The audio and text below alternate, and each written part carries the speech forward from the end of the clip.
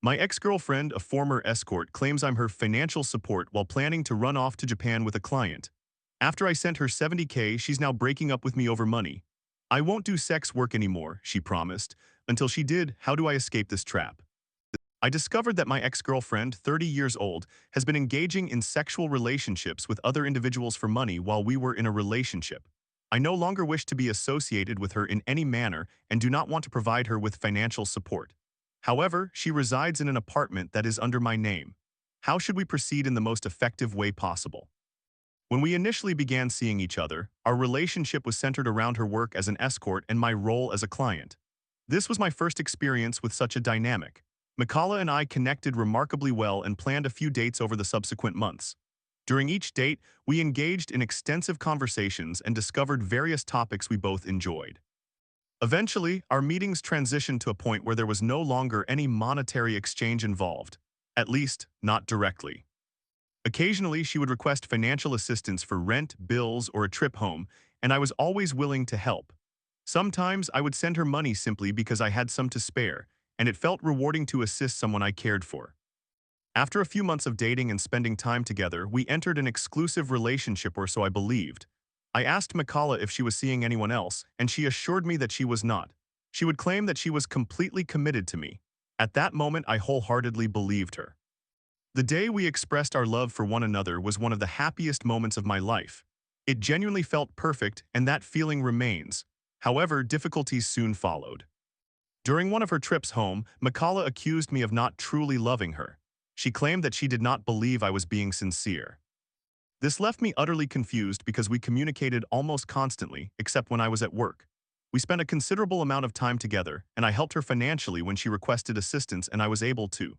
We enjoyed many dates, and I would offer her rides when needed.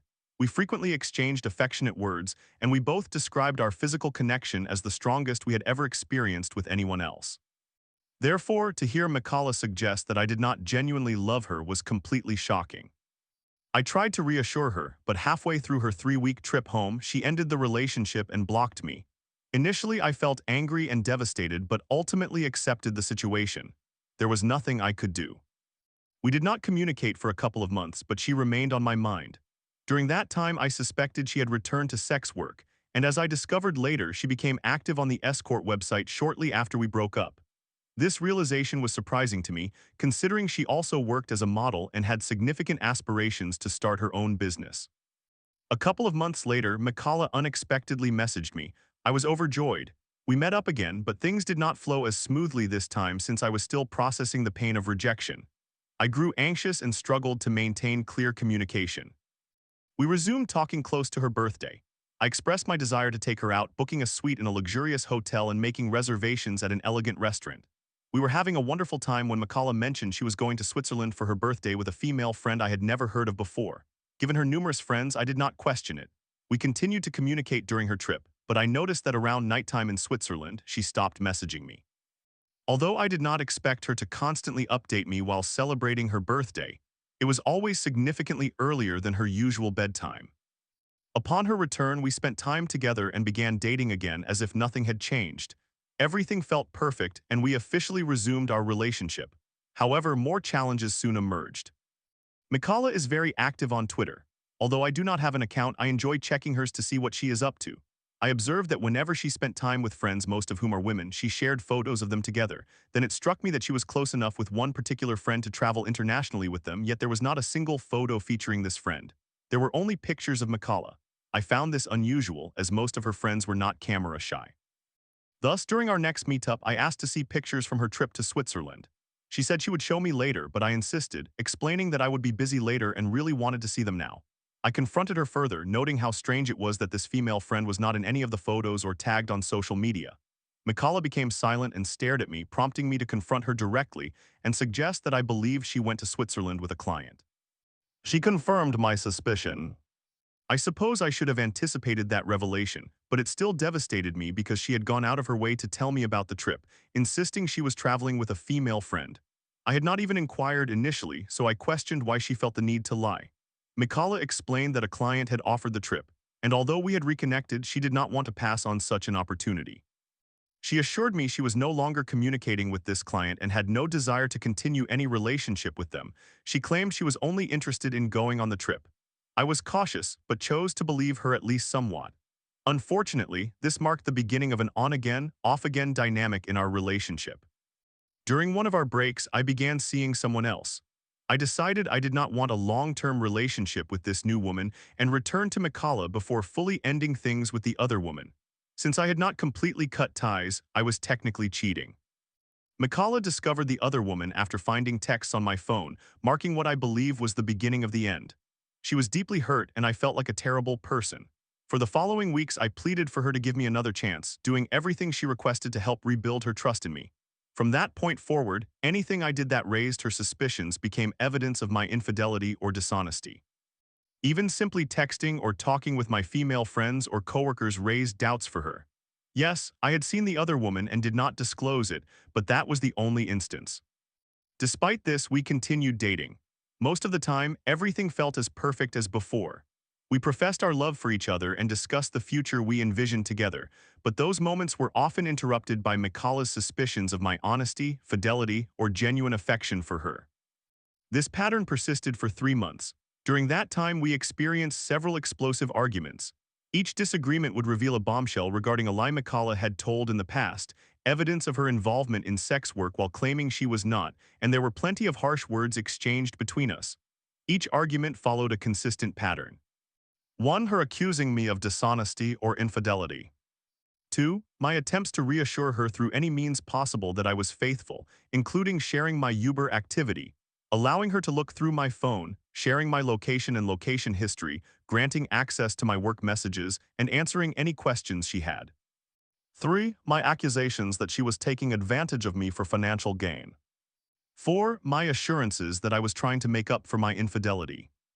5. Her verbally abusing me. 6. My promises to be a better boyfriend. 7. Eventually resolving the argument with expressions of love and how much we missed each other. This is undoubtedly a classic example of a toxic relationship. That being said, it feels as though we are both deeply invested in each other and trying to work through our problems. I think I am starting to feel overwhelmed, but I remain committed nonetheless. The real financial issues began shortly after. In the beginning, Mikala informed me that I needed to be capable of supporting her financially. I have a decent job, so I felt confident I could manage. Mikala discussed significant life changes she planned to make, which would mean a bigger financial responsibility for me. Looking back on it now, I realize I was being foolish. It felt good to know that I could support the person I loved in any way I could. I liked the idea of Mikala relying on me for financial support, especially if it meant she would not have to resort to sex work anymore, so I was happy to help. However, these new changes implied I needed to find a way to earn more money. I enjoyed my job and did not want to leave, so I was excited when a new opportunity arose within the same company. The complication was that the new job would be in the next state over. The states are quite large, so I knew we would not see each other as frequently, but I needed to make the transition for a higher salary. We both ended up relocating simultaneously. I moved to a neighboring state, while she relocated only 10 minutes from her previous apartment. I covered the costs associated with her move and provided her with about 5 months' worth of rent. What followed was quite eventful. After not seeing each other for a month, I returned to visit. We made plans for a pleasant night out, staying in a luxurious hotel and dining at a fancy restaurant. She proposed that we invite one of her female friends to join us for a threesome. I immediately declined, finding it to be a terrible idea. She continued to pressure me to reconsider until I eventually relented. The outcome was disastrous. I felt like she was more focused on her friend than on me during the encounter. We ended up in a heated argument. I packed my belongings and stormed out of the hotel room while she mocked me, suggesting I was just upset because I was not intimate with her friend, and expressing that she was glad to see me go. Once I reached the elevator, I realized how ridiculous the situation was and did not want to end things in that manner. So I turned back and knocked on the door. Mikala opened it and we began arguing again. I walked away, only to realize she was now locked out of the hotel room and could not get back in. I was annoyed and mostly chose to ignore her, but we both headed toward the elevator. Inside, we stared at each other in silence until she suddenly slapped me across the face. In disbelief, I pushed her away from me and we parted ways. I was in shock. Although we had fought intensely before, it had never turned physical.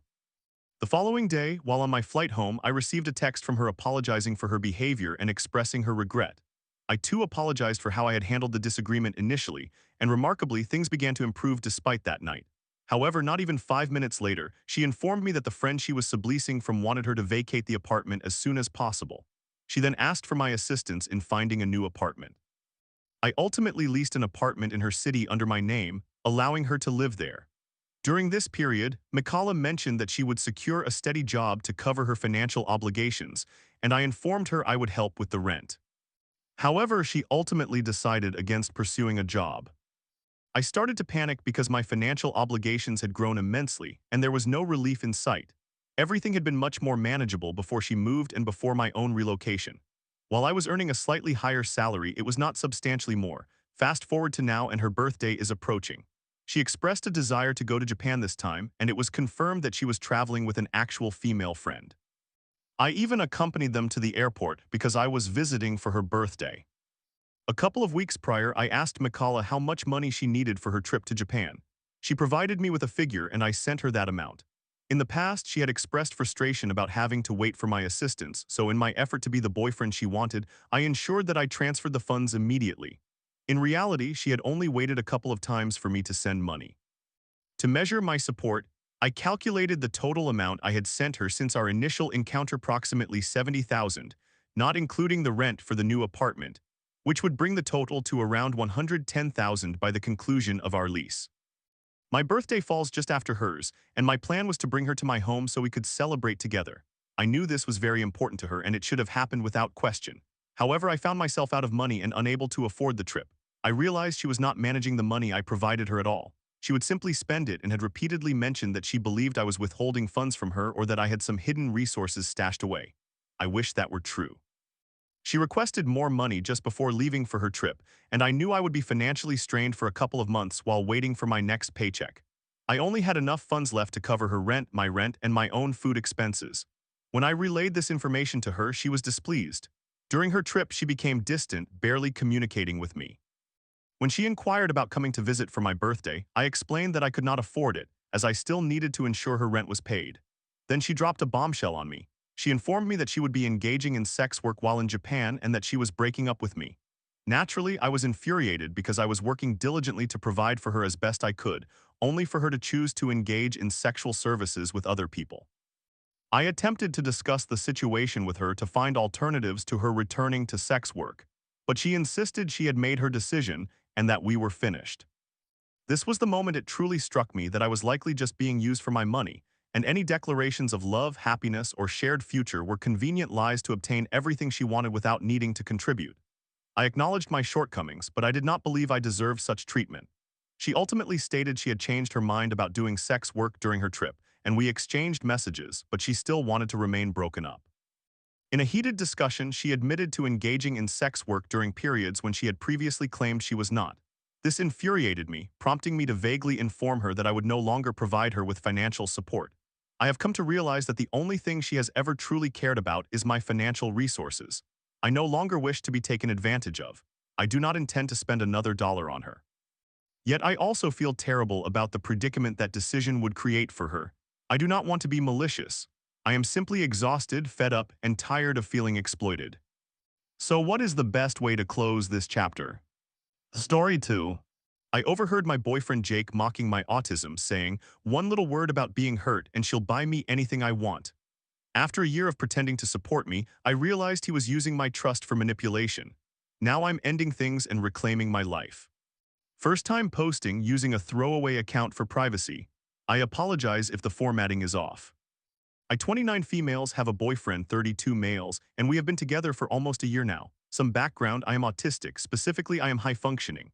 I have never struggled intellectually. In fact, my autism has helped me excel academically and I completed all my degrees faster than most people. Professionally, I am doing great. However, socially it is a different story. I often struggle to understand social nuances. This is actually what drew me to my first degree in psychology, an attempt to understand people on a theoretical level. But even with all that knowledge, real emotional connection is still something abstract to me. I can explain attraction and relationships academically, emotional support, self-affirmation, etc., but I do not really feel it the same way others do. Because of this, my social circle has always consisted of other neurodivergent people and close colleagues. I dislike having to explain myself constantly. Then about a year ago, I met Jake, a fake name. He is neurotypical, and I was genuinely surprised by how easily we click, something that almost never happens for me with people outside the neurodivergent community. Things were great at first. We went on dates, and I even willingly cut down my work hours, which had never happened before. Work has always been incredibly important to me. Jake was attentive and made a sincere effort to understand my disorder. Early on, he asked for more information, so I provided him with some books, and I was touched when he actually read them. However, about 3 months ago, things started to change. According to Jake, we were arguing more. Because of my autism, I often do not realize when I unintentionally offend people, so I have always appreciated when someone would calmly explain what I did wrong so I could learn and improve. Jake used to do just that. He would gently point things out and offer alternative ways to phrase things. I appreciated that. Whenever I accidentally hurt him, I would apologize and usually give a small gift, like how people give flowers after a fight. I thought it was a normal thing that couples did to make amends. For example, once at a dinner with his family, his sister said something rude to me. His father tried to brush it off, saying she was always like that, and I said, "Oh, it is fine. I used to work with children who had narcissistic parents. She is just projecting." Later, Jake informed me that his mother was deeply upset because she thought I was calling her a narcissist, and he said I should apologize. I honestly still do not see what was wrong with what I said. From a psychological point of view, it was a fair assessment. But to avoid making it worse, I apologized and even bought his mother a necklace. After that incident, Jake started pointing out every little thing I said. It was not just occasional corrections anymore, it felt constant. And each time he expected me to apologize, sometimes accompanied by a gift. At first, I thought maybe I was messing up more. Perhaps I was missing some significant social cues again. Then, about a week ago, Jake had some friends over at my place. After a while, my social battery drained, so I excused myself and went to my room to read and recharge. Later, I realized I had left my phone charger in the living room. When I went to get it, I overheard Jake telling his friends a story about me. He was laughing and saying, "One little word about being hurt, and she will buy me anything I want." It is hard to explain what I felt at that moment, but hearing that really hurt. And in that moment, everything clicked: the endless apologies, the constant gifts, the sudden increase in mistakes I was supposedly making. He was not helping me, he was using me. Using my trust, my guilt, my need to do the right thing, twisting them for his own benefit. I did not say anything. I just went back to my room and closed the door. I texted him that I have work to do so he can stay at his place tonight. I am obviously ending things. P.S. I apologize for the long post. I am not ready to tell my friends yet, and honestly, writing it down helped me organize my thoughts.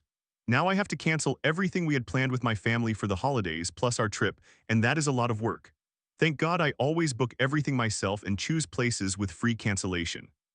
Also, writing all this out makes it easier for me to send to my family, my friends, our mutual friends, and maybe even his family. I am kind of close to his older brother and his fiancée, and his father, who is a really nice guy. This way, Jake will not have the chance to twist the story and paint me as the villain. Update. Again, this is my first time posting, so I am not completely sure I am doing this right. I will try to highlight some parts so you do not have to read the whole thing. I honestly did not expect my post to receive so much attention. I tried to reply to as many comments as I could. I read most of them and upvoted, but I did not have enough energy to respond to everyone individually. I apologize for that. Thank you so much to everyone who shared advice, support, or kind words. I have read it all and truly appreciate it. One of the most important parts. We broke up, which I guess is not a huge surprise. But here is how it went down. I took Tuesday off to sort everything out, and honestly, I just could not put it off any longer. I canceled all our summer plans and explained everything to my family and close friends. I still have not talked with our mutual friends, and I am not sure if I will.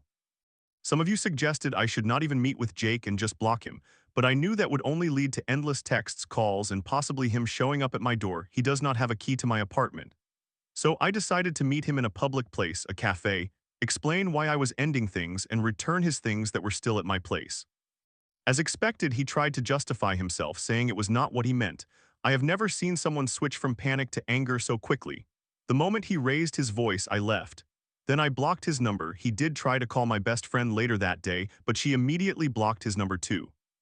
I also met with his older brother and his fiancée. I decided not to send them the post but explain it in person. I cannot even describe how kind and understanding they were. They completely supported me. I am really sad to lose contact with them. They had already invited me to their wedding, but I explained that I would not be able to attend because Jake would be there. Jake's brother's fiancée, the sweetheart that she is, even offered to kick him out of the wedding, but I told her it was not necessary. I did not want to stir up family drama over one person. Wedding planning is already stressful enough. 2. For the person who asked about my academic background, I saw your comment but could not find it later. And for people who doubted whether I was fit to be a therapist, I am not a therapist. I have 2 bachelor's degrees, one in psychology and another in neuroscience. I have a master's degree in behavioral neuroscience. I am currently working as a cognitive evaluator and research assistant while pursuing my PhD in clinical neuropsychology. In the past, I also completed an internship and later volunteered at a child development center, where I supported children as part of a behavioral therapy team. 3. For those who mentioned I should not diagnose people, I completely agree that my comment at dinner was inappropriate. But just to clarify, being narcissistic and having narcissistic personality disorder (NPD) are 2 different things. Being narcissistic, meaning having some self-centered traits, arrogance, or an excessive need for attention, is a behavioral description, not a medical diagnosis. You do not need a formal diagnosis to describe someone as narcissistic in casual terms. 4. About giving gifts. I will definitely stop buying gifts as apologies from now on. 5. For those who said the post sounds AI written. As I replied to someone in the comments, English is not my native language. I first learned it for academic purposes, mainly preparing for the International English Language Testing System, so my English tends to sound a bit more formal and academic rather than casual. It is not something that bothers me or anyone I interact with, so I do not really see it as a problem. Oxford commas, dashes, etc. are the basics. It is not a crime to be a literate person. 6. As for how I am doing now. Honestly, I am okay, or at least I know I will be. The breakup hurts, of course. It is a really awful feeling, especially considering that it was my first serious relationship, but I also know that not everyone is like Jake. I actually have a session with my therapist tomorrow. I want to make sure I am really processing everything in a healthy way. I tend to shut down and disconnect when I am overwhelmed, so I am trying to stay aware of that. One silver lining, as my best friend pointed out, is that I will have more time to focus on work now. Again, I apologize for the long post. I do not think there will be any new updates, but if any of you have some questions, I will try my best to answer. Story 3. 10 days without my best friend feels like an eternity. You're my person, we used to say, but now I'm spiraling into silence, missing her more than ever. How do I break this stalemate when our friendship means everything? Was it the boyfriend? Can we ever go back? TLDR, my best friend, whom I normally text around the clock, and I have not spoken in 10 days due to the tension between me and her boyfriend. How can I break the silence? I am a 25-year-old female, and my best friend is also a 25-year-old female. We have known each other since late 2022. We met through the same post-undergraduate program and quickly formed a close bond. We have matching tattoos after just a year of knowing one another, and we typically text each other about every detail of our lives. This will be relevant later. When we met, I was and still am in a long-term relationship, and she has a solid friendship with my partner. She was single when we first met, dated a little but nothing serious. The program that brought us together is a 2-year position, and after spending almost every day together for a year and a half, we both moved to different cities. After her move, she began dating a 22-year-old male, and they made their relationship official quite quickly. Before providing more details, I want to clarify that he is a wonderful person. He adores her, and I have seen how happy he makes her. Another important detail is that, for both of them, this is their first serious relationship. I visited her shortly after they began dating, met him, and we got along well, although our time together was limited because I was primarily there to see her and their relationship was still new. Since that visit, life has been quite challenging for my friend. I will not go into specifics, but she has experienced some significant life changes and he has supported her throughout. We had been trying to find a time for her to visit me. I live with my partner, so she would be staying in our shared apartment for a while, and we eventually agreed on a week in March of this year. She asked if she could bring her boyfriend, and I told her yes, of course. I understood that she was going through a tough time and how important he had been to her. Additionally, I realized that if I had said no, it would complicate her travel plans since driving was the most affordable option, and she did not seem keen on making a 10-hour cross-country drive alone, which is perfectly valid. This was my first mistake. I failed to communicate my expectations for the trip and assumed we were on the same page. I had nothing against her boyfriend, but as mentioned, I had only met him face-to-face once and had otherwise interacted with him through video calls with her. I expected we would still have plenty of time for girlfriend bonding and be able to discuss how our lives in our 20s were not turning out as we had anticipated. Again, this was naive of me, but I longed to experience even a glimpse of the way our friendship felt when we lived in the same city. However, as you might expect, the dynamic shifts when it transitions from the couple and the very close friend to the two couples. I immediately sensed the change because she was understandably focused on him as she should be. They share their own unique history, which creates a different atmosphere. Almost as soon as they arrived, he began to feel unwelcome as I was primarily focused on my best friend. When I said I was unclear about my expectations, I meant that I assumed he would understand I wanted some alone time with deep conversations with my friend since it had been so long since we had seen one another. However, it seems his expectations were that this trip was a chance for him and me to become best friends. He radiates puppy dog energy, and it was essential for him to establish a strong rapport with me because of my close relationship with his girlfriend and how much she values my opinion. These are undoubtedly admirable qualities in her boyfriend, but this is where it began to make me uncomfortable. From the very beginning, he treated me as though we were closer than we actually were. For instance, he called me by the nickname that only my best friend uses for me. He would tease me like old friends do and bring up personal details of my life that I had only shared with my best friend. This made me feel quite strange. My best friend and I had clicked in a way that is rare, but I typically require some time to feel at ease around someone before revealing my true self. I felt that the period I needed to gauge my comfort level with him and decide what aspects of myself I wanted to share was stripped away from me because my best friend had already shared everything with him, and he misconstrued that as closeness. Once I began feeling uncomfortable with this dynamic, I admit that I became more distant. It makes perfect sense that he interpreted my behavior as me not liking him or as him being unwelcome. The truth is, I do not dislike him at all. Would we be best friends if my actual best friend weren't involved? Certainly not. However, I believe he is a great person and that they have a wonderful relationship. I simply failed to recognize that I needed to develop a friendship with him or that he would take it personally if that did not unfold. This entire situation led to some drama during the trip, and he became very upset about feeling like I did not like him and that I was excluding him from my friendship with my best friend. I explained to her multiple times that it was not about disliking him. It was about my discomfort with the level of intimacy he was projecting. During those discussions, I also mentioned that it was challenging for me, as her best friend, to fully embrace my friendship with him when in reality, he had only been in her life for about 7 months and their relationship had rapidly evolved. As I previously mentioned, she had experienced significant challenges throughout their time together, which I believe solidified their bond through shared adversity. This was not a judgment of their relationship, nor was I attempting to undermine what they have. The connection people form during difficult times is genuine, and I did not intend to invalidate their relationship. I merely wanted to express my lack of affinity for him. Fast forward a few weeks after the trip. She texted me on a Friday night mentioning that she had been reflecting on the trip and some things that were said and wanted to discuss it. I told her I was willing to have that conversation and believed it was essential for us to address the matter.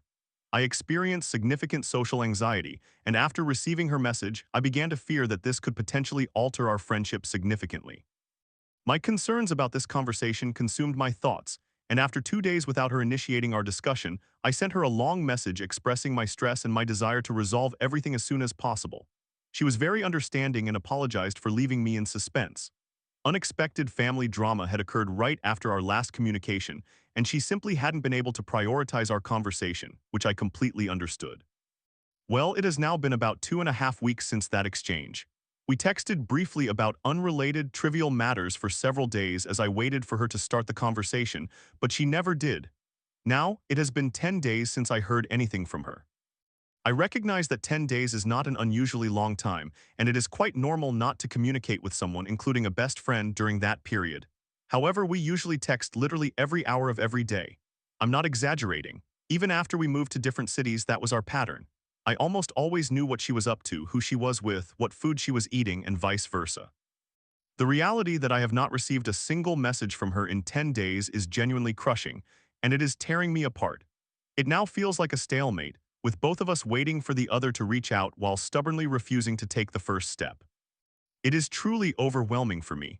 I have started recording audio files detailing my life, documenting everything I would typically text her about. Many nights have been spent crying while revisiting our old messages and looking through photos of us. This situation has profoundly affected me because I was already feeling insecure about how our relationship was evolving with her new boyfriend, and now I fear this signifies the end of our friendship as we once knew it, not in the sense of completely severing ties, but in terms of how much we used to share with one another.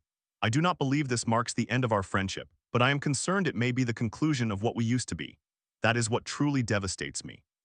If you have read this far, thank you very much. Here is my actual question request for advice. I want to text her because this situation has become absurd and we are adults. However, what should I say? How do I articulate what I am feeling without knowing the specifics of the conversation she wishes to have? Is there a way to approach this that would make her more open to my feelings? There is a great deal more context I could provide, but this post has already become excessively long, so please feel free to ask questions. Thank you in advance, everyone. Story 4. My perfect boyfriend joked about flirting with his childhood friend, saying, "She's like a sister and I miss my friends." Now I'm torn between trust and doubt. Was it just innocent fun or emotional cheating? Can I move forward after this? I 21 years old female and my boyfriend, 24 years old male, have been in a relationship for 1.5 years. We have been living together for over 6 months now. He is the most perfect boyfriend, however my trust issues are interfering with our relationship. A few months ago, I discovered that during the first 3 months of our relationship, he was jokingly flirting with his childhood female friend. To provide some context about her and their friendship, he assured me that even though he may have seemed cheesy and flirtatious, he was never romantically interested in her and neither was she. She is somewhat older than him and has a boyfriend. When I asked him why he was never attracted to her, he responded, "I am not attracted to her. She resembles a man, she is a tomboy and not my type. She is Muslim and I am Hindu, it would never work. She is too old for me and she feels more like a sister to me, it would be too weird." When I further inquired why he jokingly flirted with her and called her beautiful if he did not find her attractive, he explained, "I have not seen her in 4 years and since she often deletes her social media accounts, I have not talked to her in a while. So when she came back with a new account, I naturally spoke in a way that was familiar to us. We used to communicate this way and joke around, but we both know we are not serious. I used to joke about her appearance and tease her about being ugly, as if she were my sister. However, since we had not talked in a while, I conversed with her as I always had, and I did not consider how it would make you feel because in my culture it is normal. In my culture, boys are encouraged to have friends of the opposite sex. In my previous relationship, my ex-girlfriend did not mind how we talked. The three of us would play games together. She and I grew up together and she even used to set me up with girls. In our group, she was considered one of the guys. He also actively tried to commit to me, even when I expressed that I was not ready yet. He said he could wait as long as necessary. I have never doubted his feelings for me. I know he loves me. She deleted her account 3 months into our relationship, so they have not communicated since then. The thing is, my boyfriend can sometimes come across as innocent and overly friendly. His interest in poetry can make him appear sentimental in a romantic manner, whereas he simply appreciates his friendships. He has a multitude of friends, both male and female. He was quite popular in school and former classmates sometimes reach out, which does not seem significant to him or to me. He claims that this is the reason he never mentioned her. She was the only female friend he had been talking to in this manner after we committed. Here are some of the messages he sent her. Before entering a relationship with me, a few days after we met. Good morning, sunshine. I wasn't even flirting yet, I just mentioned that you're beautiful. I won't pursue you if you have a boyfriend. A week after we started dating. Why were you stalking my profile? Her response to a story of me and my boyfriend, who is that? Him, my close friend. Her, friends with benefits. Him, no, this situation is becoming serious. I'm going to meet her parents. Her mother worked in law enforcement for 20 years. Her, I don't want to send a picture right now, I look ugly. Him, every girl feels this way when they're beautiful. I bet the only makeup you wear is your smile. When I hug you, you will feel my heartbeat. I will feel something in me, and you will feel something in you, and our heartbeats will quicken. Responding to a reel she sent about an anime girl hugging an anime guy. I want my best friend to hug me like this. If we are best friends, it is better not to think about double meanings. Otherwise, anything can happen. Her, my boyfriend is not okay with us talking, he will feel jealous. Him, I am not trying to take you from him. I have a girlfriend too, but that does not mean we cannot have friends outside of a relationship. Don't you think, that's my girl? He insists that this was not flirting but rather joking and teasing. When I asked him why he chose to joke in a flirtatious manner while in a relationship, he responded, "Because that is fun. We both know we are not serious and it is a light-hearted way to reconnect with an old friend.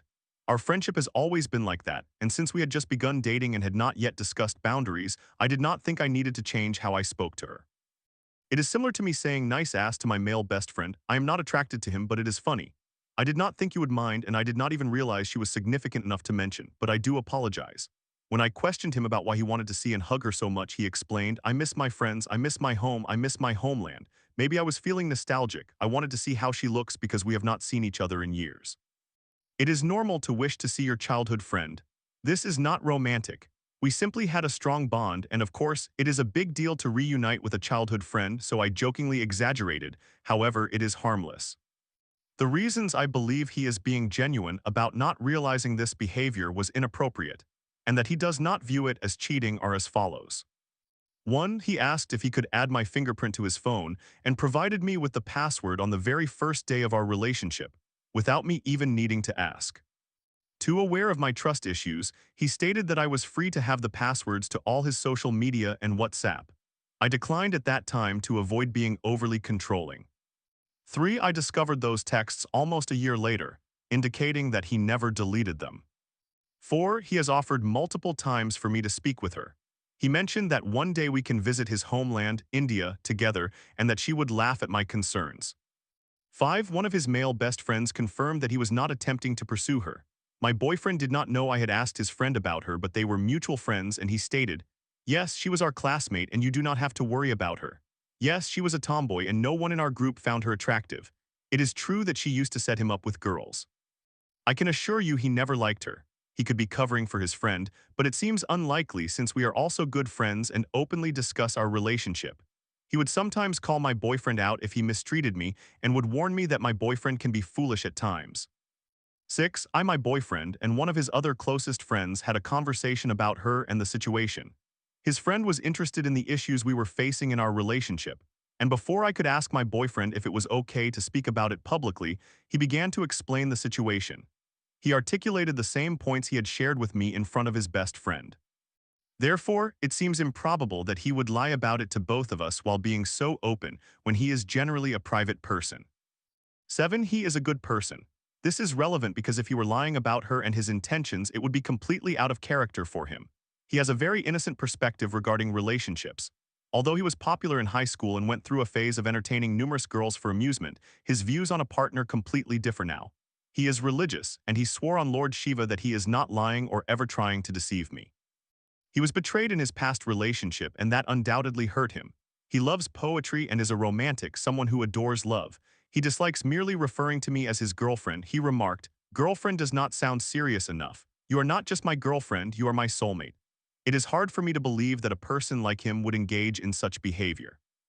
I am uncertain whether I should categorize this as emotional cheating, micro-cheating, or simply a misunderstanding due to the early phase of our relationship. I have reasons to believe him, but I am struggling to forgive him because I am unsure whether it was a misunderstanding or if he is making excuses. When I first discovered this situation, I considered taking a break or breaking up. However, I hesitated. I love him deeply and I know he loves me. Even if he did not have those feelings for me at the beginning, he certainly does now. I would like to know, does this qualify as cheating, or was it more of a misunderstanding and miscommunication? Story 5. After 2.5 years, my girlfriend wants a break right after a perfect Easter together. I still love you with all my heart, she sobbed, but I can't do long distance. Confused and heartbroken, I questioned if a break would lead to a breakup. What now? Hello everyone, this message may be a bit of a ramble, but I will include all the details. The first paragraph is just context about our relationship, so feel free to skip it if you do not wish to read it all. My girlfriend and I met in high school. We encountered each other when I was a junior and she was a freshman. We did not start dating until I was a senior and she was a sophomore. Everything seemed perfect, I think. I decided to join the National Guard after high school, and I sat her down to offer her a chance to walk away without any hard feelings. I was going to be away for a minimum of 6 months. She cried on my shoulder and said she would never leave me. Of course, during basic training, I did not have a phone, so we wrote letters and she attended my graduation. During my advanced training for my job, I received my phone and we communicated almost every day and managed to get through it. I returned home in the middle of the next summer and everything was incredible. We were deeply in love and spent nearly every day together. The issue began when I went to college. She is a senior in high school and I am a freshman.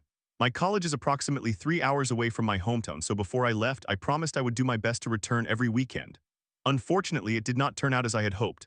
I have National Guard drills 1 weekend a month that I must attend, and I soon realized it was not feasible to travel home frequently, especially since I am rather broke. Gradually, we started talking on the phone less and less, and I will admit that it was primarily due to a lack of effort on my part.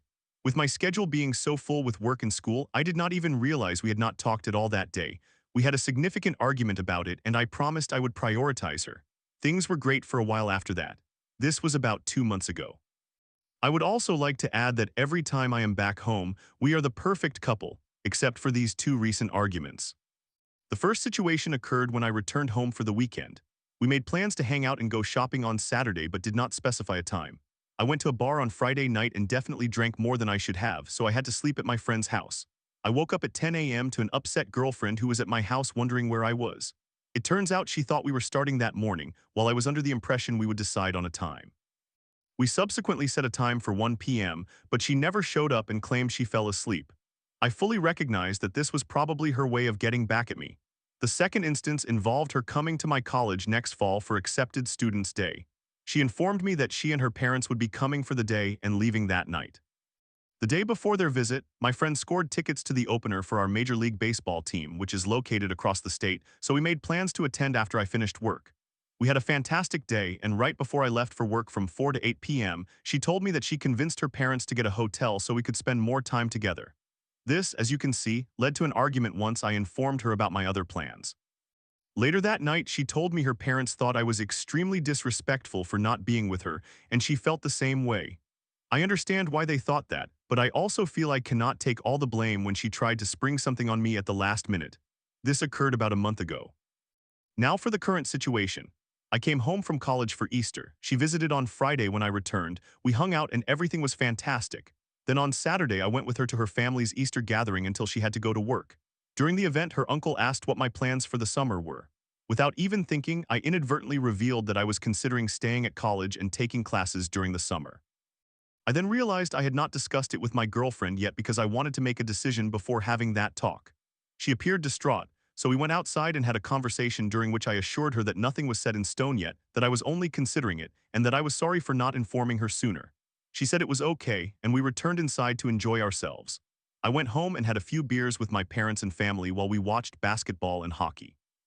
Now that is important. She came over after work and I thought we had a great time. We ended the night very intimately, if you know what I mean. I walked her out and gave her a kiss. The following morning, Easter Sunday, everything seemed fine during breakfast. When I was leaving for my own family's gathering, which she could not attend, we kissed and discussed when I would be coming back down for her prom in 2 weeks. I had already ordered a suit for the occasion. Then out of the blue the next day, she called me at 9 p.m. and said we needed to talk. She mentioned that she had been thinking and believes we need to take a break. She does not know if she can manage the long distance and feels we need to take a break for a week or two. She then states that she still loves me with all her heart and wants to spend the rest of our lives together, but she needs some time. I asked her why she did not bring this up just yesterday when she seemed perfectly fine. She replied that she was going to say something on Saturday, but I was rather intoxicated when I arrived. I then asked why not Sunday, and she said she did not want to disrupt her family's gathering. This caught me completely off guard and I became quite emotional. I asked how she could claim to love me with all her heart and want to spend our lives together while simultaneously seeking a break. She clarified that she does not want to break up, just take a break. At this point, she was crying and I was tearing up. She kept repeating how much she loved me between sobs, and I requested that she please stop as it was making the situation hurt even more. I ultimately told her that breaks usually lead to breakups, so if that is truly what she wants, let's just end it, and I hung up. Immediately after, I regretted saying that and proceeded to drink heavily to try to clear my head, which of course only made things worse. I was just so confused about how we could go from being absolutely perfect together to being on the verge of ending our relationship in just one day. I called my sergeant in the National Guard because he had offered to be there if I ever needed to talk during a mental health struggle a couple of months earlier. We spoke for over an hour, and he advised me that if I truly love her and want to spend the rest of my life with her, I need to bring her closer, make her my #1 priority, and do my best to prevent this break from happening. The following morning, I sent her a text saying, "Hey, I became really emotional during our call. Can we talk again in a week or two to discuss things?" I expressed that I am not ready to lose her and if there is any way to work this out. She responded affirmatively, stating, "Yes, I am so sorry. I am not ready to lose you either, and I want to do everything I can to make it work. I apologize for repeatedly saying I love you on the phone because I know it upset you, but I want you to know it's true. You mean so much to me and I do not want to lose you." And that is where I currently stand with my relationship, which has lasted over 2.5 years. It is now 7 days later and I am sitting in my dorm room drinking and watching The Sopranos. I was supposed to attend her prom next weekend but canceled my tux rental to recover some money. So my question is, where do I go from here? I love her with all my heart and I want to explore whether there is a way to make it work. Should I call her soon and try to talk things over or should I let her go? I apologize for the lengthy paragraphs. I simply started typing and it just kept getting longer. Additionally, I did not notice any unusual behavior while we were together that weekend. Nothing indicated she had something on her mind. She acted completely normal.